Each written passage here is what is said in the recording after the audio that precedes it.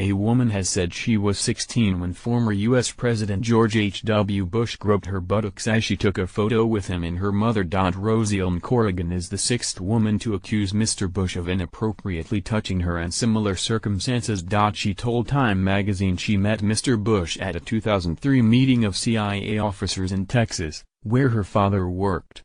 "My initial reaction was absolute horror," she said about the incident.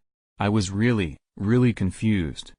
I was a child," Ms. Corrigan added. A Bush spokesman has previously acknowledged he has touched several women on the rear. On Monday, Jim McGrath, a spokesman for Mr. Bush, told the BBC the 41st president, who once directed the CIA, simply does not have it in his heart to knowingly cause anyone harm or distress, and he again apologizes to anyone he may have offended during a photo op. Ms. Corrigan said the incident occurred as Mr. Bush was posing for a photo with her and her mother at the CIA office in The Woodlands, Texas, in November 2003.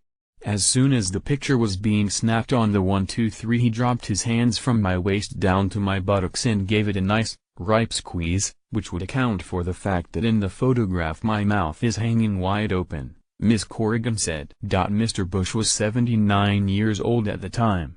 "I was like, oh my goodness, what just happened?" Ms. Corrigan said in an interview with Time. "I didn't say anything.